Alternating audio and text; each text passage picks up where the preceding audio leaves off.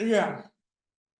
So yeah, applying it to the structuralist, seemingly only psychoanalytic legacy, but actually the structuralist episteme, more widely speaking.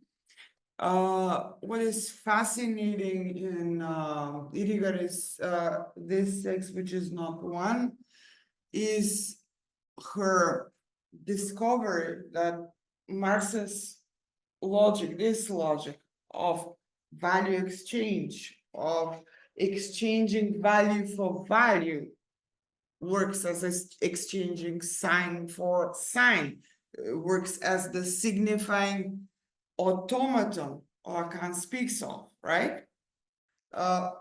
Also, let's remind ourselves that he calls the signifying chain as well the automaton, simply the automaton, and the role of the real in the automaton is what he calls tühe in ancient Greek, which would be the incident, the accident that just disrupts the automation of making sense of making of producing signification, of producing language, or being language, or being in the language.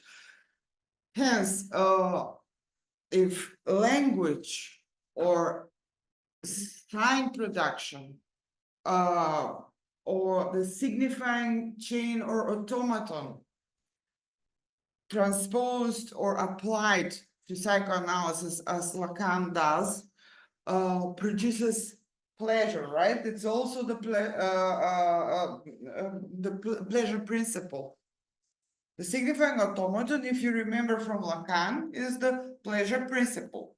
The language or fantasy or whatever you wish to call it operates, works on its own, moves as if a self-generated, self-sustained automaton producing jouissance, producing sense, regulated by the symbolic order, occasionally disrupted by the real in the form of trauma, in the form of whatever it is that is a symptom of a problem.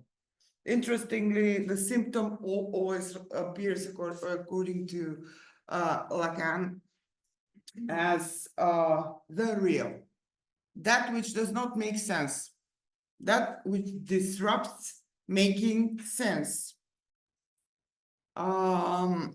That's why there is no language of the real, supposedly. Interestingly, Lacan was actually obsessed with finding language of the real, about the real. He even wrote a paper as a young man, which he read in front of Freud, meaning to impress him, of the principle of the real and how we speak or mediate the real. It wasn't such a huge success, but he refers to the paper in the 4 Principles of Psychoanalysis. So I did not want to go too much into psychoanalysis.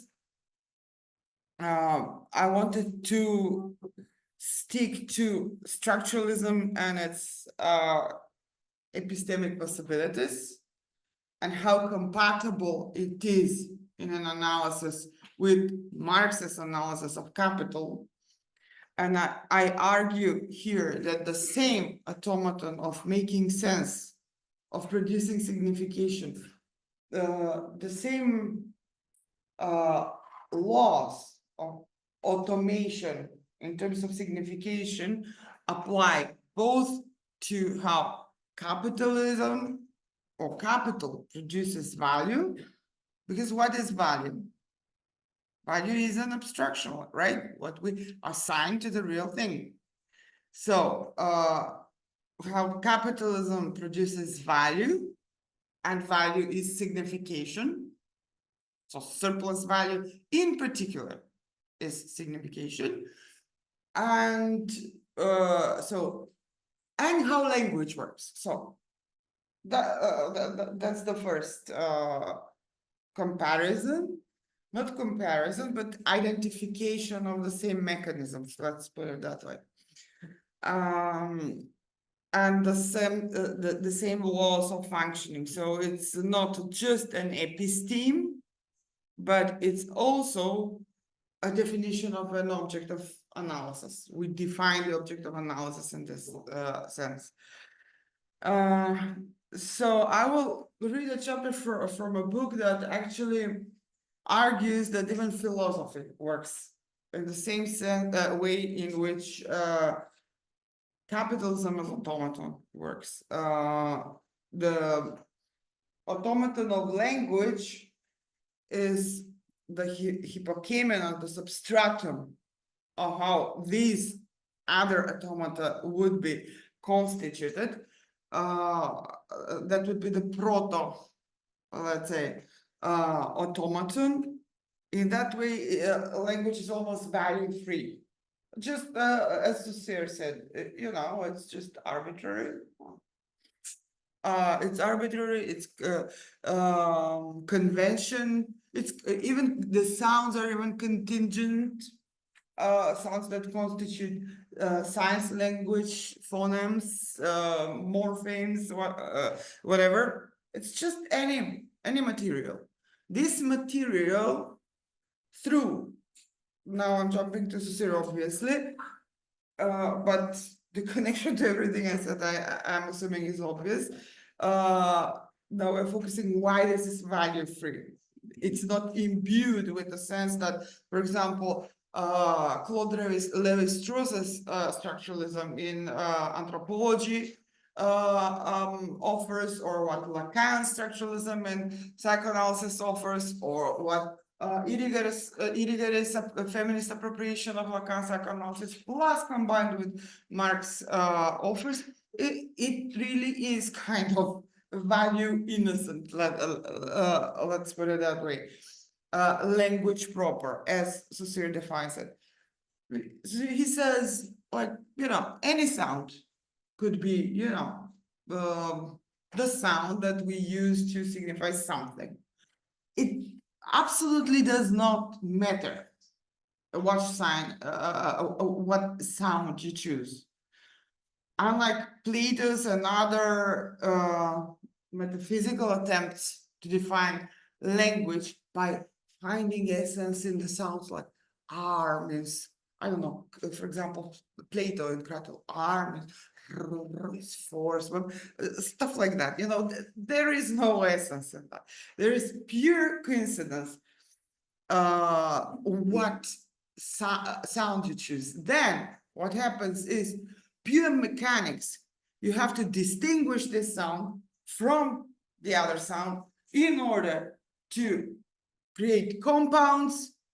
You know, his arbitrarity and differentiation, arbitrary choice and differentiation, one from the other thing, one. So that's all there is. That's all there is. There is no anything as, you know, as of not of substance, of, you know, some hidden meaning that is, you know, transmitted in some mystical ways. That's how language works, according to Saussure. That's how it's been applied by these other authors or thinkers I mentioned. Hence, we have the automaton of making sense, or the deed without a doer, you know. Hence also Foucault's concept of discourse. Discourse is what defines us. Discourse is that through which we are subjectivized, we are subjects of discourse, where its effects in a way, and where yet again its agency. How come? We're the agency, the agents of ruling discourse, and yet we're its product as well. So indeed, as Butler would say, a doer without a deed, or a deed without a doer. So this is the most, let's say, anti-philosophical thing that structuralism offers. And many of these authors would be called, have been called post-structuralists. Deleuze for sure, Irigaray for sure, Foucault has been called post-structuralist, even though you remember he kept rejecting this label. He said it was, if you remember his last interview just before his death, he said, I don't have an idea what this post-structuralism thing is all about. We, the structuralists, deal with the subject. What the post-structuralists do, I do not know. So there is a whole discussion about that, whether and how we use the term, whether it's relevant, if those to whom we assign the post-structuralist episteme and the label embraced it or not. It's still, we still operate with this term, and it obviously has a specific reference, and I would call it late structures, theoretical reference. So I had to go back to all of this so that this let's say strange equivalence between all of these authors and this interesting coincidence that all of them use the word the term automaton. All of them treat the abstract and the concrete in a similar way is interesting for the discussion we're going to have. We're going to discuss femininity as fetish, as commodity fetish, as Irigaray did. But if this is just a passing remark, let's put it in that way, or a couple of opening passages that serve as an inspiration, we'll try here to radicalize this argument a little bit. How come femininity, which is not the same as woman, which is not the same as femaleness and reproductive sense, how come that is the C in this formula of the commodity? So now, maybe we should go to Marx's quote later. And just how to move this without a cursor? You and your mice. No. No. It's disabled my.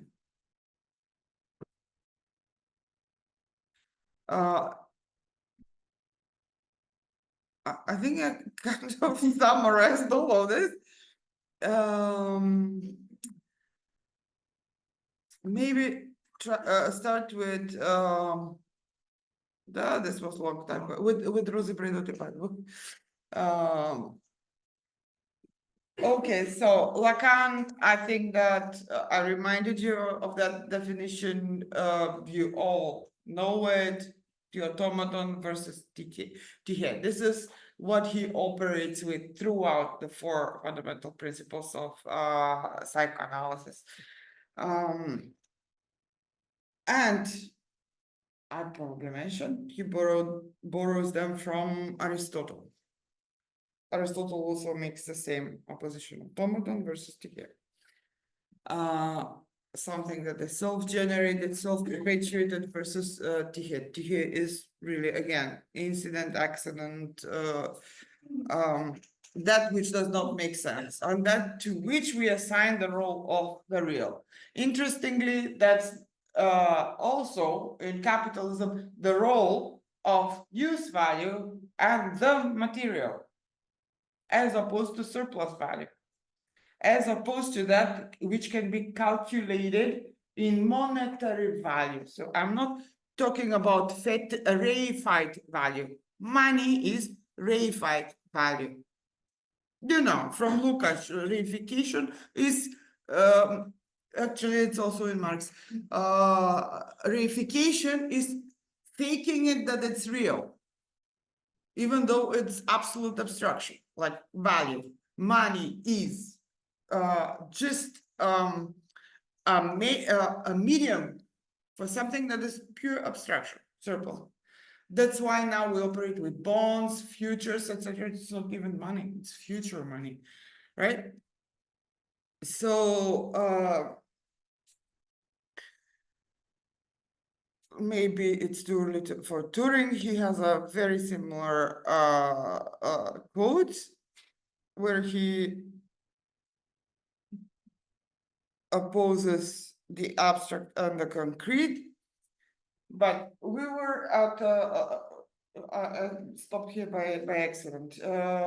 We were at a point where I made the point that the status of the real in psychoanalysis, that which does not make sense, that which is just a symptom of a problem, that which escapes language, etc. Even though I argue that Lacan kept trying to create a language around the real. I mentioned which papers, even though I argue that to an extent Talenka Zupančič succeeded to do so in the ethics of the real, it's still, well, maybe this is post-structuralism. Post-structuralism is the appropriation of structuralism which discards the real and relevance of the real. Just says there is no language of this or about this. When I was, like, I don't know, I was 30 then in Ohrid, we brought Judith Butler and Ohrid. Then we were not Western Balkans, we were all a single region called Central and Eastern Europe, which meant all former communist countries. And of course, we had Soros money. And Judith came. And there was this discussion about the real and the relevance of the real, and can we create something around it? And back then, she was she, now she's she and they. She doesn't mind either of the pronouns. Insisted that it just does not make sense to even speak about that. What can we do with the real? We can just laugh or cry around it, and that's it.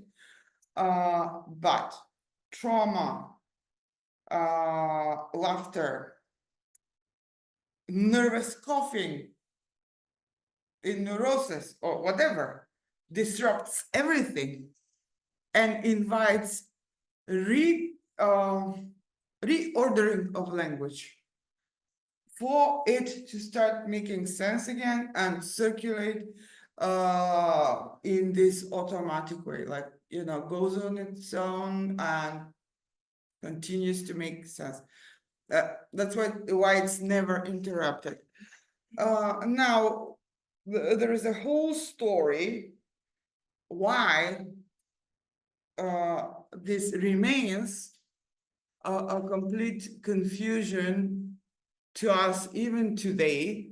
I think that we are simply the victim of a millennia-old Western philosophy fallacy of thinking that there should be a doer behind every deed, or there should be a maker behind the automaton. Well, who knows?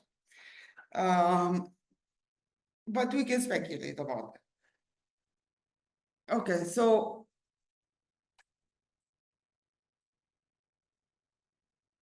this is Turing's definition of computing. So it's not intelligence, it's not intellect.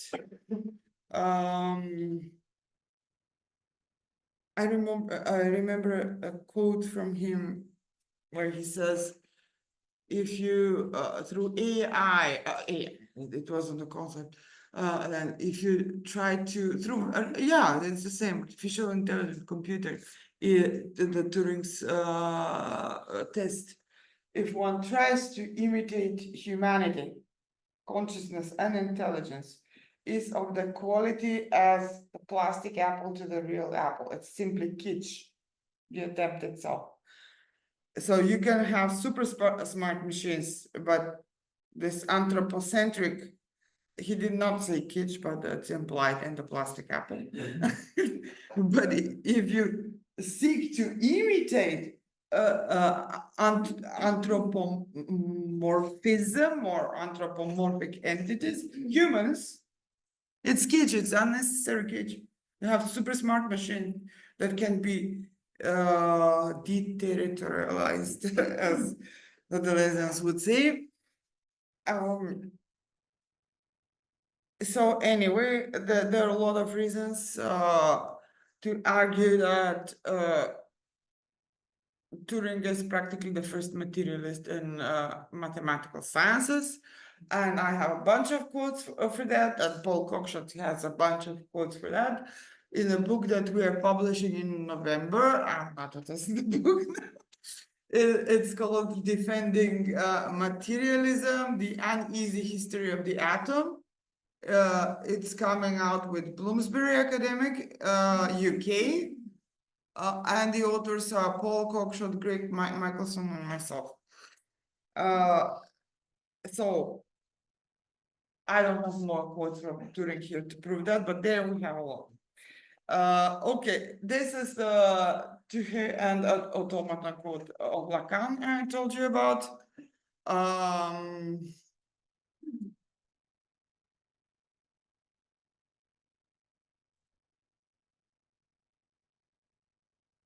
Sincere. Now we're moving to the abstract and to the concrete. And again, going back to the question of the real. So there is no conversation of the real. Very often, material is reduced to the real. Material is just, matter. What do we say about it? Unless we give it meaning, unless it's elevated into, I don't know, some sort of value, like it's a material, matter is a material for something that makes sense, for an idea, it's just nonsensical. Hence, you've got in this late stage of capitalism, you've got the irony, which makes perfect sense with the logic, being in line with the logic of capital as automaton of making sense or producing value. And that being the core of it, it makes perfect sense that huge factories, industrial productions are just destroying stuff because they cannot sell it. It doesn't make sense. These are like potlatches, except they don't have real ritual or religious value. They just burn stuff. They burn clothing. They burn food. They destroy food because it's not marketable in the way in which it is supposed to be. So what use value? Marx was right. MCM, money, commodity, money, in the end, becomes accelerated and comes down to M prime, money. Commodity is out of the picture. So use value is out of the picture. Why? Because use is material. Because use is something that resembles real. The real is nonsensical. So you've got this philosophical, idealistic contempt for the real, for the physical. It has to be sacrificed on the altar of the making sense of things, of some huge idea in philosophy, in Hegel's philosophy, the hugest ideas of them all, the spirit that lives its own life and inhabits the universe in communication only with itself, in and for itself,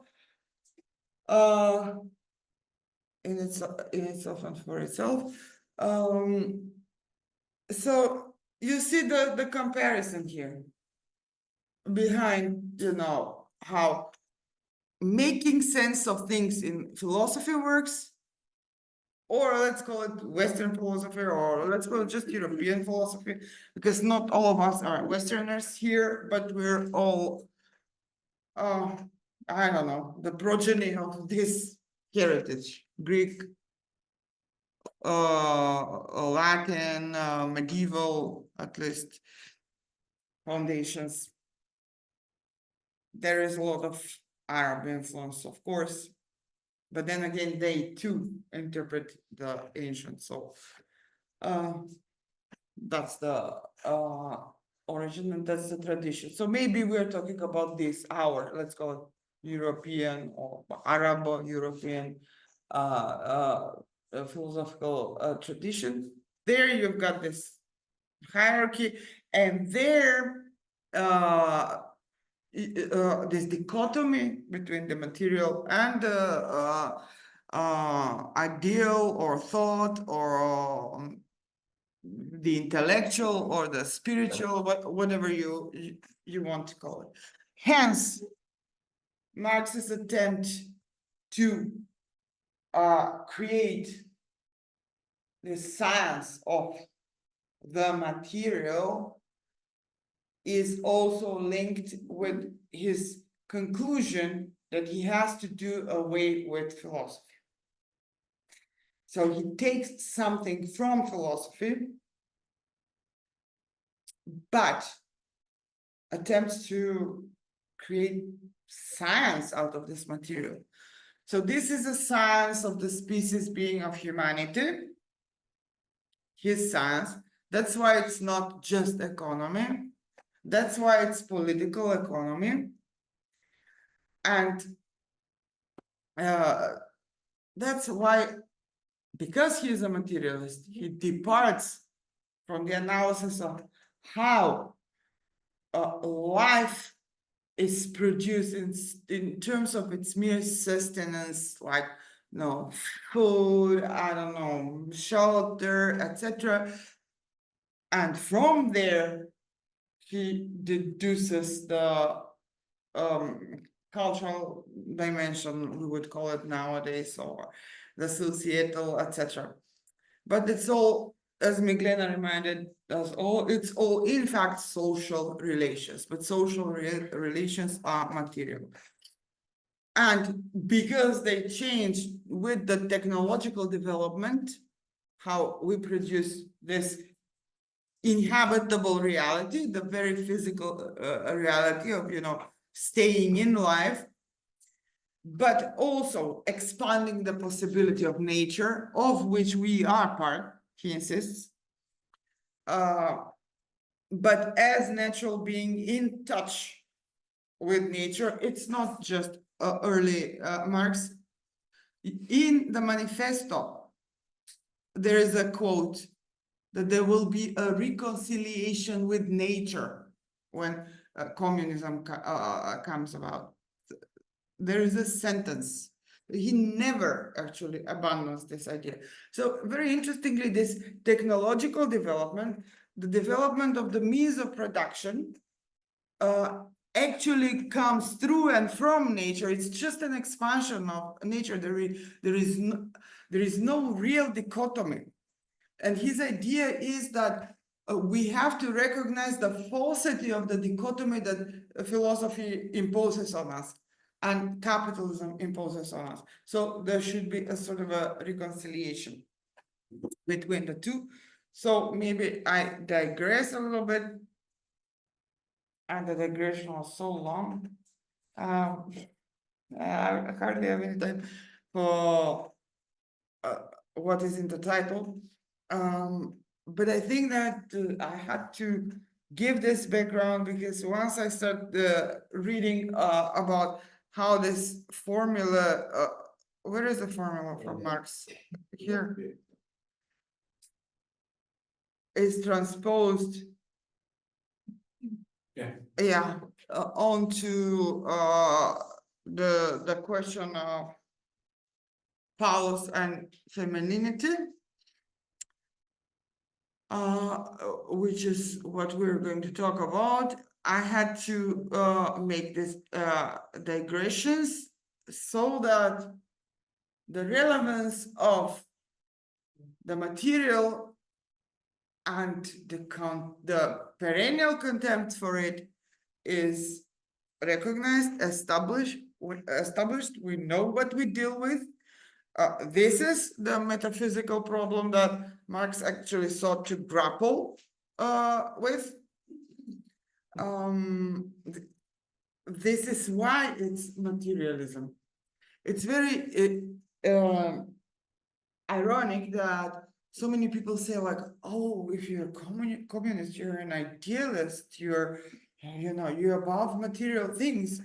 No, Marx insists that it's actually capitalism that is idealist and detached from the real material conditions of our lives, and developing of class consciousness, he says, recognizes one's own interests as a class. The class is, of course, proletariat, and the proletariat is all wage labor. There is no hierarchy, essentially, between a manager and a manual worker. All wage labor is proletariat. So I think that that's enough as a background. So we go straight to this quote. I don't know if you can read it, it's blurry again. And then when I move to the feminist part of my talk, it will, and the appropriation of Irigaray of this logic, it will make more sense. So, by the way, this is also an from the part. So you see volume 3, where he speaks of accelerationism, of acceleration as being immanent to capital and capitalism. So that's interesting that a right-winger like Nick Land knows his Marx well. Okay, so in simple circulation, commodity, money, commodity. So we're starting with use value, with the concrete material, etc. With use. In simple circulation, commodity, money, commodity. The value of commodities attained at the most a form independent of their use value. I think that's already clear what he means after my long intro. Independent from their use value, the form of money. But that same value now in circulation becomes money, commodity, money. So now it's the middle term. Or the circulation of capital suddenly presents itself as an independent substance. So this is the real abstraction that we have issue with. The real abstraction that pretends to be real or material. Again, the fallacy of reification. As Lucas says, we have to recognize the tricks of reification.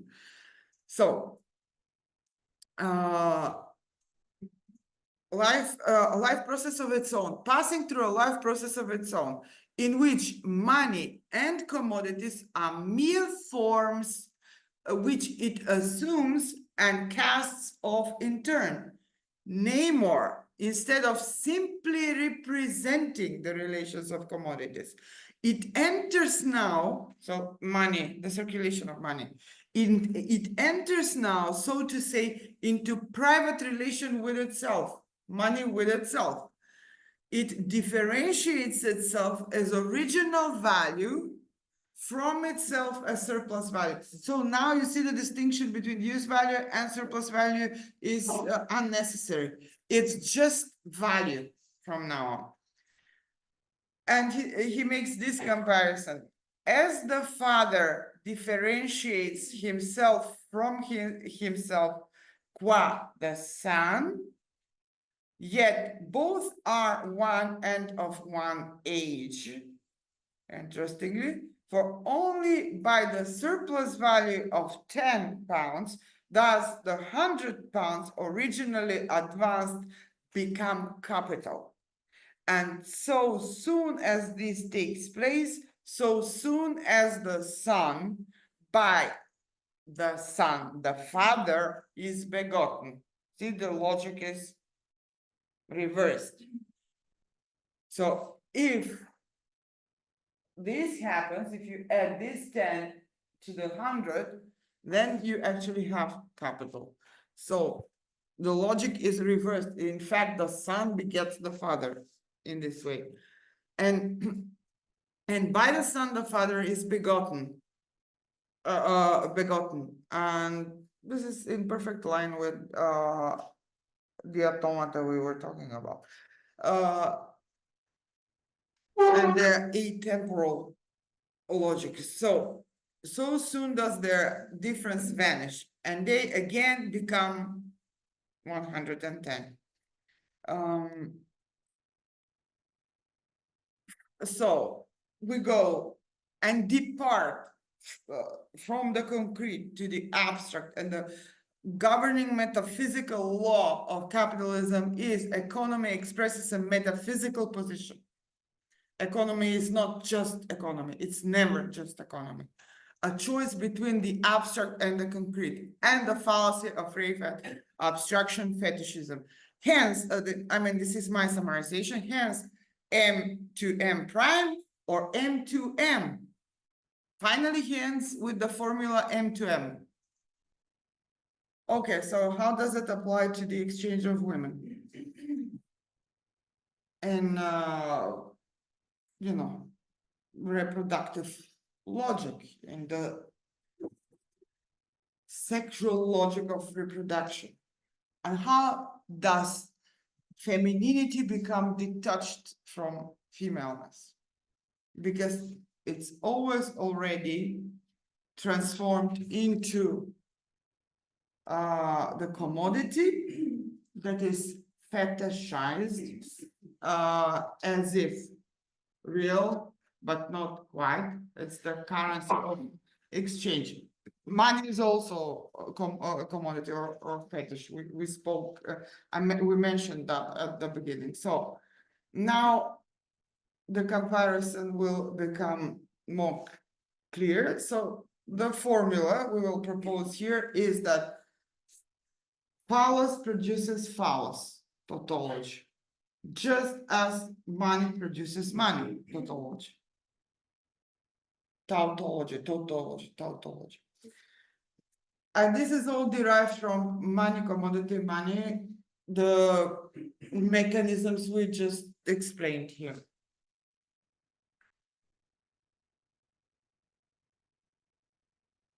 So I give credit here to Irigaray because she's the inspiration for this. So phallus as a symbol taken from Lacanian psychoanalysis, and Irigaray's declination of it holds because it is a declination, you know, unlike Kristeva, she opposes some fundamental concepts like the penis envy, etc. I'm not even sure if the Oedipal development would be the same in Irigaray, in Speculum, considering the treatment of penis envy. So Phallus is a symbol taken from Lacanian psychoanalysis, and Irigary's declination of it holds a position similar to that of capital in the market exchange economy. This is a paraphrase of Irigare. Commodities or women as femininity. So there is women, unruly women, like the Kristevan Cora, like all the Medeas, not yet transform or eluding transformation in what is capitalizable in the symbolic order. So you have those women, or femininity as such, and its transformation into femininity proper as currency. So this would be the similarity and the difference between Kristeva and Irigaray, even though they both represent Lacanian psychoanalytic approach to feminism. So, so commodity or women as femininity, women on the other side, femininity is the fetish. So commodity or women as femininity, not women as the real, as they precede value. So this is not as opposed real women as opposed to non-real women, by cis women and trans women. This is not the logic of it. The real is that which has not been put into circulation of value production.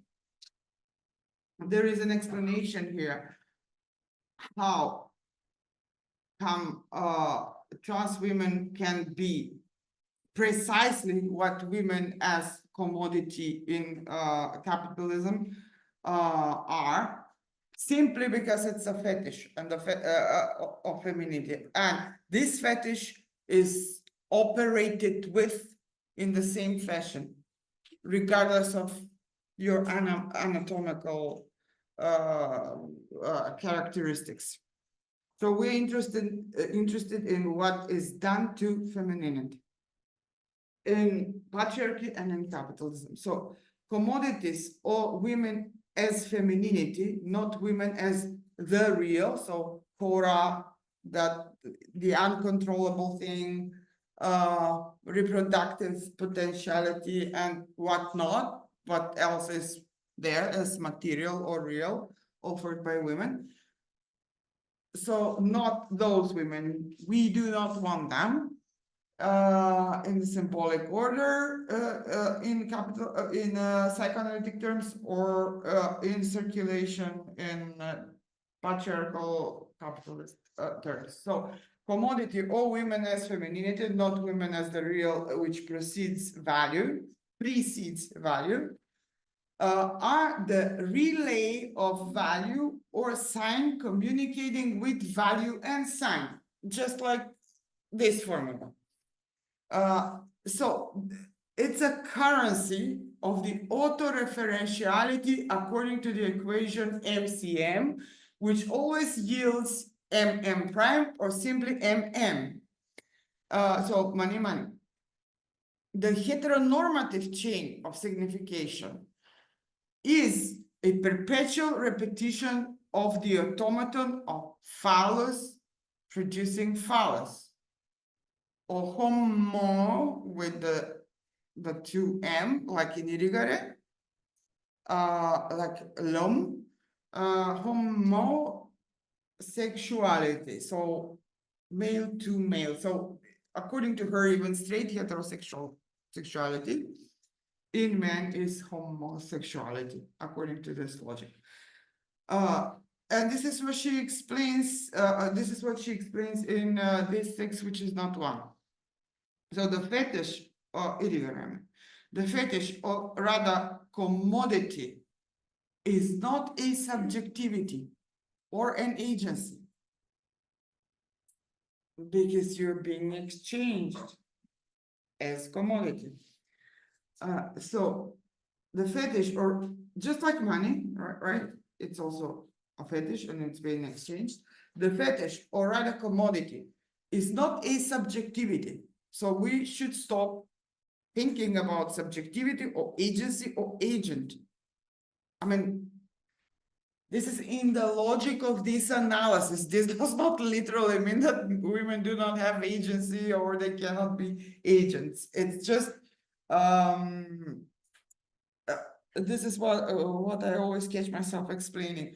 What is how things are called within a certain categorical system of categories within which mean is not equivalent to, you know, the ontic truth of the thing. Now we're looking at this aspect of femininity. Let's put it that way.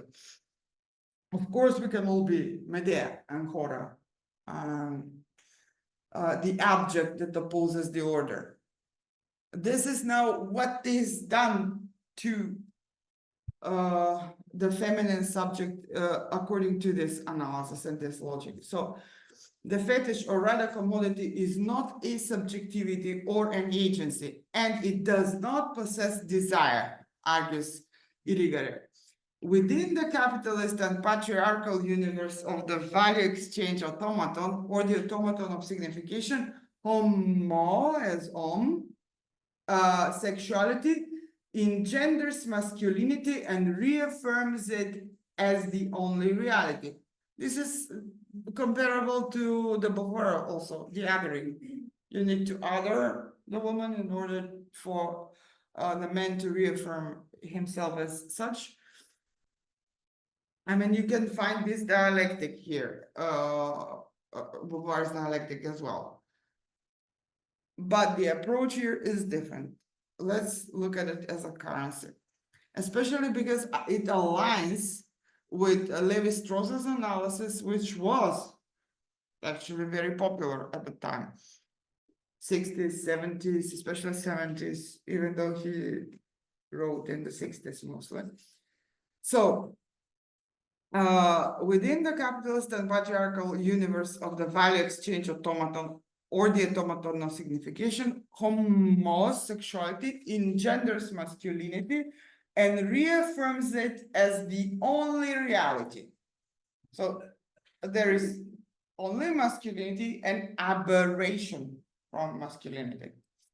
Femininity remains the currency or the general equivalent, like money, that reified into like something material. Femininity remains the currency or the general equivalent that enables the endless multitude of the same tautology. Love caught up in patriarchal capitalist automaton of signification will remain atavistic, regardless of the intervention of technology, which neither guarantee nor imply transcendence. This does not mean that I'm arguing against heterosexual sexual relations. I'm just saying that the structuring of those relations, according to the logic of couplehood, etc., that mimics whatever is taken over, transposed from a patriarchy, will structurally condition us to reproduce the same logic. So I don't want to sound like René Wittig and like arguing for strategic lesbianism. That's not my message here. You will find out that it's not. I accept straight people. I'm joking. I guess straight. It's a joke. But not as an identity, just as practice. Okay, so love caught up. Let's get serious now. Love caught up in the patriarchal capitalist automaton of signification will remain atavistic, That's where we stop. Regardless of the intervention of technology, which never guarantee nor imply transcendence of women's status as commodities and resource.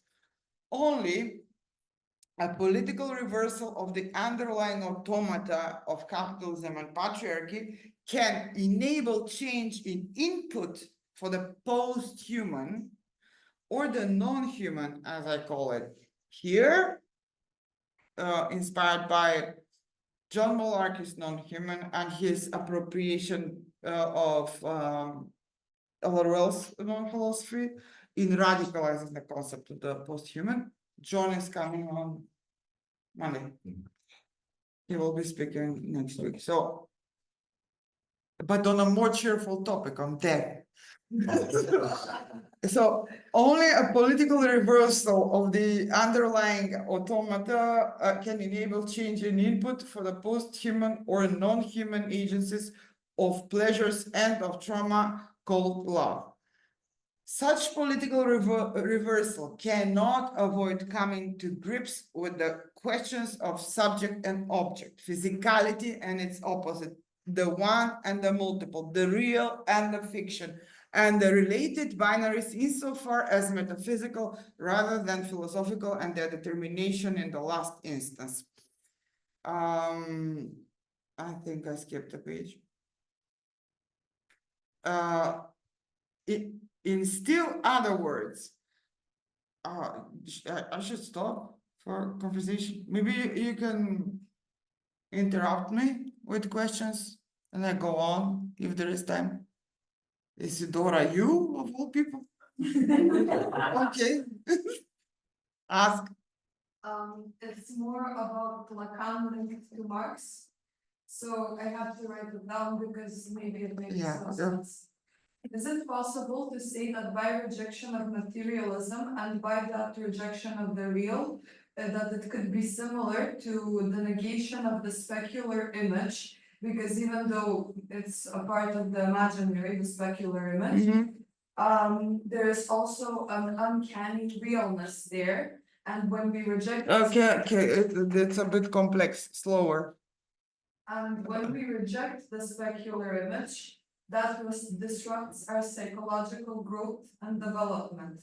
So, with rejecting materialism, and by that the real, is that the cause of the destruction of our, so to say, societal growth?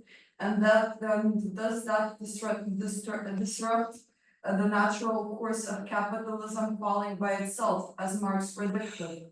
Yeah, he insists that actually the if you remember, his dialectics is about contradictions, and the final contradiction is that between the real or the material and the abstract, that thinks that it can live a life of its own, but it has its own limits. In the 17 contradictions of David Harvey, this is the core point. So yes, I would say yes to that question. And about specular image, like, what do you mean, like in Irigares, the speculum? The specular image in Lacan, the imaginary, when the mirror stage. The mirror stage. So whether that's disrupted? No, my point is that when there is a rejection of the mirror stage, a person falls into psychosis. Yeah, of course. So if we reject materialism and the real, does that cause like a group societal psychosis that prevents from the natural course of evolution of capitalism and falling of capitalism by itself? One can say that, yeah, this is why Deleuze and Guattari engaged in schizoanalysis of capitalism. So you have a point there, but strictly speaking, the mirror stage, I don't think that we can just completely disregard the material. We somehow find a way to make sense out of it. So Lacan offered us a solution for that. And it's precisely the mirror stage, which is the solution to that question. If the process fails, yes, psychosis, I guess. Miglena would know more. I don't know. Well, this is also cancer, but Yeah. what emerges also in the middle stage is the split. So actually, what emerges is negativity and this becomes the ultimate formation. One way to think about the real, it falls in the crack between the source of the image, Yeah. the image itself. But without the image, it's true. So we can, Yeah. you know, the image is material. I don't know. Yeah.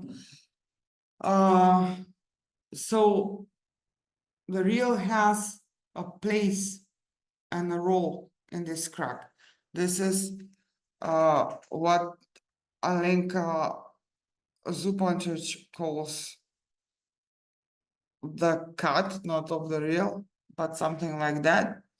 In her latest book and in the talk she gave at the Xenofeminism conference that we organized, she's focused on where, so she's a proper Lacanian, but she pinpoints the places where the real does play a role and we need to acknowledge it and acknowledge it. And if we assign it relevance, maybe our language, not just around the real, but our possibility of reinventing the symbolic order, even though it's synchronic, so it's atemporal in a way, but it's also diachronic. So there is historicity to it. It can change. So the second aspect can change. There can be a transformation. A possibility for a political revolution can be offered if we learn how to give an account of the real. Let's put it that way. But it's a long discussion. I want to say something. Yeah. In defense of Stu. I love Because what you presented is really the predominant notion about what Stu said. But actually, studies, as you know, his very influential course in general linguistics was based on the notes of his I students. know that, yes. And it is believed now by studying his notes and his nachlass generally, but also on the basis of some things he himself clearly Mhm. wrote that all this thing about the arbitrariness of the sign is exaggerated, so to say. It's not like this. It's it's not completely arbitrary. There is an interesting problem, Beatrice Zavalska, who goes into this critique of the manner in which, first of all, he was presented through this in the very course of general linguistics, which is not his own, you know, it's based on his But it's the lectures. same with Lacan. Uh, Nothing is written by Lacan, right? huge, huge production with lots of stuff. Wow, it's huge. It's all based on the course in general linguistics, and it turns out it's not. We have his PhD. Let's put it like simplify the reduction is understanding of structure, but also about structure. So a lot of what they did in their concrete work on poetic texts is precisely demonstrate the instances in which we cannot speak about the arbitrariness of the sign. It becomes sort of Arbitrariness in the sense of meaning, like the sound has a special reason to be that sound at the root of that word. Arbitrariness in that sense, but of course the regulations which are almost mechanical as to what sound can be combined with that sound. and I'm not basing it only on the general course of linguistics, but his PhD on the Indo-European proto-sound, the sound schwa, as you I think it's a Sanskrit sound, which is a vowel, which is neither a nor a, no, it's something in between. So there already you have the germs of all this. So this is a quote from the course in general linguistics. I keep calling it the general course of linguistics.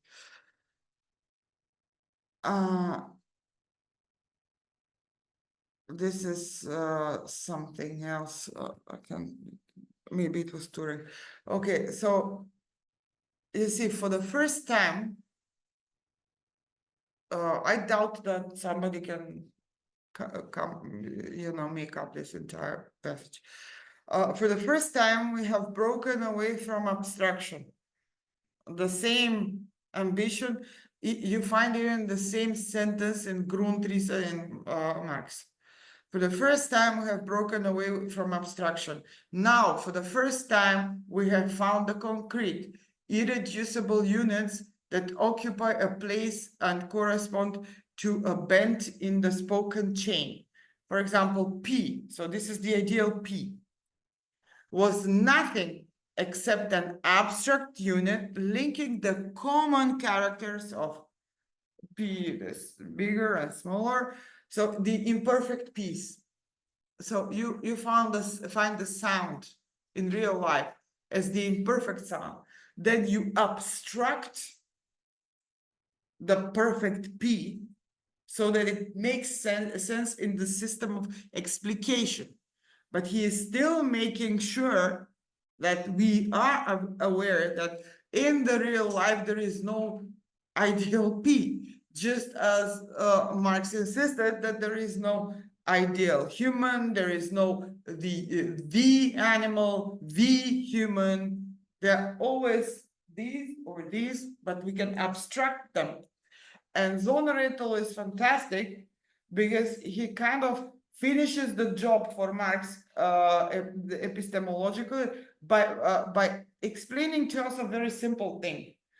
What Marx is not saying that abstraction or abstract thinking is unnecessary or unimportant. Actually, what he does constantly in Capital as well, he abstracts the general principles. He produces abstractions by moving from a very careful observation of the concrete. So what Saussure does is very similar. The imperfect piece leads to the perfect piece. We need a perfect piece for analysis, but we do not reify it, we do not lie that there is such thing in reality. The only units that actually exist.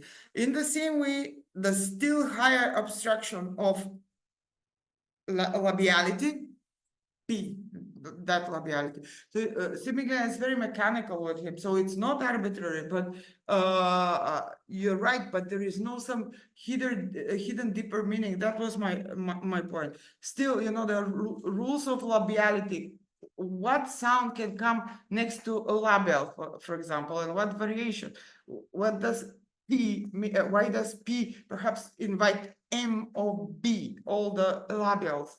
So it's very mechanical and nothing wrong with it being mechanical. That is the interesting thing. That's what I love about the work of Yuk Hui, for example. It's a fake opposition, mechanicity and organicity. The mechanical, material, laboring of humanity brings, art, brings everything sublime, etc. There is nothing. Other workers who were helping Da Vinci somehow inferior in their work, in their contribution to the genius of Da Vinci. No, it's all part of the same process. So we may speak of P, the idea of P, as if it were a zoological species. There are male and Barbara, this is where Jan, the person whom you do not know and should know, told me about the quote about the animal in Marx. When I was reading this quote from Saussure, he's like, do you know that there is a same quote in Marx about there is no universal animal? So we may, so I learned that from a former student of mine from Prague. So we may speak of P as if it were a zoological species. There are no male and female representatives of the species, but there is no, there are male and female representatives of the species, but there is no ideal specimen. He's talking about animals. Before we had been singling out and classifying the abstractions, and we need them for analysis. And that's how we think. That's how we should think. But do not confuse thinking with ontology. Do not render metaphysical what is epistemological. Let's put it that way. Before we had been singling out and classifying the abstractions, but we had to go beyond the abstract to reach the concrete. So this is very interesting. So you need to produce, you start by observation of the concrete. You produce an abstraction. Then this abstraction, which is a product of analysis, if it works, then it gives us proper knowledge of the concrete yet again. Just as Marx analyzed the crops, etc., in order to come up with a formula and then give us a more real account of what is more connected with the reality account of what takes place in political economy. So phonology made a great mistake in considering abstractions as real units without examining more carefully the definition of the unit. This is what I wanted to add to the comment. So yes, arbitrarity, I agree, especially by the post-structuralists, is exaggerated the relevance of this concept. I mention it only to see that there is no some hidden mystical meaning behind phonology. And certainly this rules as to how phonemes order themselves within a certain system of languages is not arbitrary. It follows certain rules. That's for sure. Yeah. After concrete, is he following Hegel here in terms of the sense that like the abstract is actually going to Hegel on a lower level, let's say. Yes. Concrete is actually on the highest level because that is the same, the stage of finishedness. The more complete, the better, the final stage of finishedness. So that the abstract is actually always less valued than the Hegelian logic than the complete. Marx following the same path.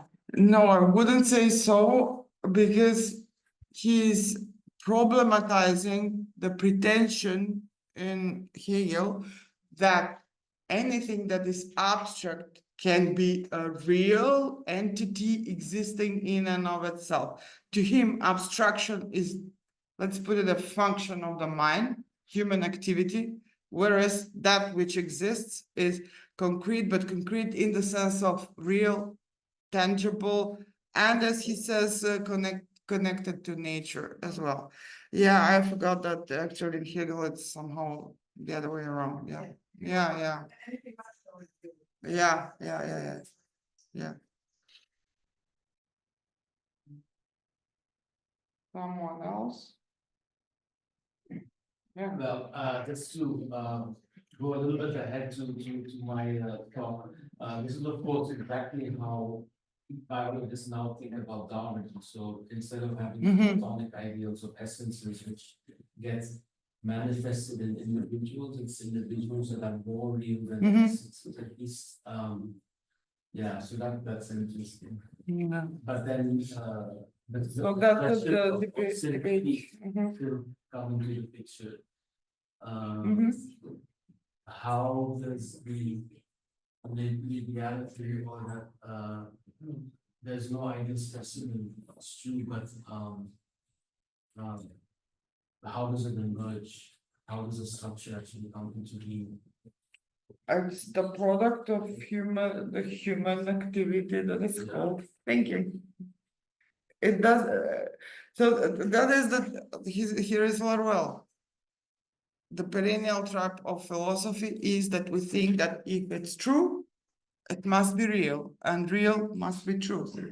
No, this is the radical diet that Laruelle talks about. There is so actually, paradoxically, he affirms both the foreclosure of the real, just like Lacan.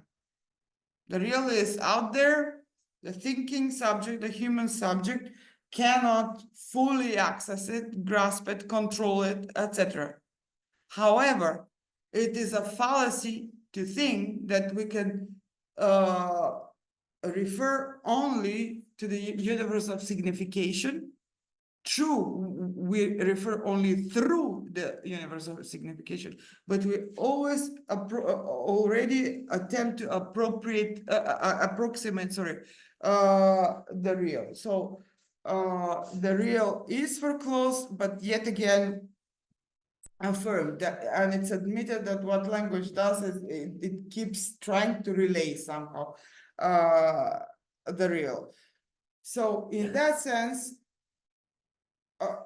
this abstract P is what we operate with conceptually through science, through philosophy, but we do not assume that it, just because it's the perfect formula, it can be, its reflection in reality in its fullness can be found. So that's the non-thetic thinking that Laruelle proposes, and the radical diet, affirming that the real, as he says, the real does not succumb to thought. And here he's very similar to Marx. Actually, he keeps calling himself Marxian lately. Yeah. Thank you. Very inspiring. How about immanence, the delusion, and Christopher's also kind of being, well, synchronizing thought and Immanence would be philosophy. immanence, right? Is that all kind of like? No, not really. So actually, if we go to Laruelle, with whose help I'm building this methodology, he proposes in several of his writings, thinking in terms of immanence or immanent thinking. The thing is that I believe that if we perpetuate the dichotomy transcendence immanence, we're still perpetuating the old philosophical myth. So I would, instead of immanence, propose we use the Lacanian real to reinforce Laruelle's real, because Laruelle's real does not say enough without Lacan's real. He does resort to Deleuze and immanence, as you suggest, but I think it works better if it's reinforced with Lacan's concept of the real. And actually, it's just a phase in Laruelle that ends somewhere in the mid 2000s when he operates with the concept of immanence as a form of Deleuzian. This is, a remainder in his work, but it is comparable to immanence, yes.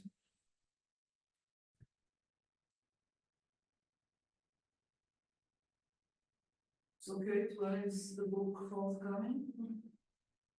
Why? Maybe I got it wrong, but I think you began by saying that a new book is forthcoming. No, I heard you. Why is it forthcoming? I said that.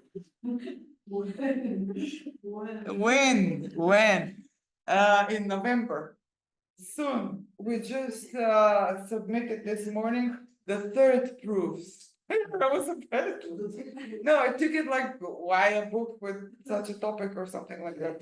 Yeah, a third proof because the mathematicians were very meticulous. I don't know how and it's coming out in the philosophy series. I don't know how they could bear with that, but anyway, November 28th this year. Okay, so we take a break. Yes. With the lecture, because I thought that. It's 2-in-1. You were not there when we agreed yesterday that we would do 2-in-1. My question is, have you finished the lecture or is it? Yeah, we finished. We combined it with questions. We decided that we use this 90 minutes also for questions. And then after the break, Arun will present and we will finish for the day because he's the only one scheduled. Yes. We will have lunch and then everybody's free. So this was the proposal of the group. Oh, so my question. Yes, of course. Yeah. About the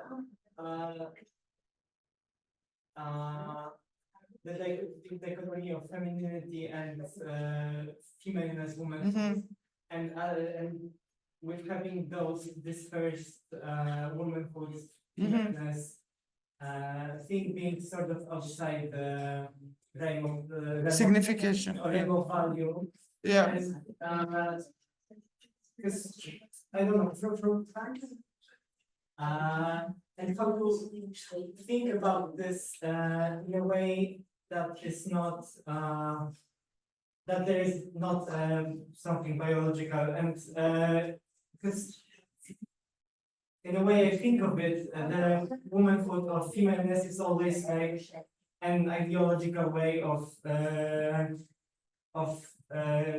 having the gender division of labor in a way of that this opposition is always somehow attached with like reproductive labor and the very start. So maybe how to think of femaleness as outside of value and signification without being a simple maybe.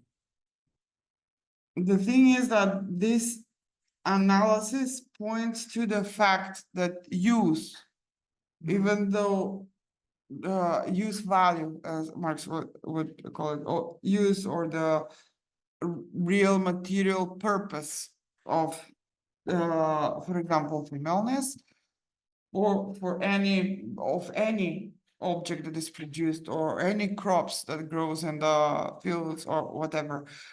All of that escapes the landscape of value production, of value assigning, of making sense. It's just resource, it's like just, oh, it's just giving birth, it's just getting impregnated, it's even abject, like so it is necessary, like everything material that is necessary also in capitalism, but it is devalued, and so therefore it's outside of the picture of what is transmitted as a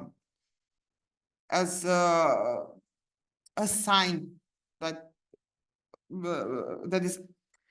Okay, we have to go back again to Lacan and language and the real. We do not speak through and with the real or of the real, right? Just as Miglena just explained. We speak through language and within the realm of language. So everything needs to be signified.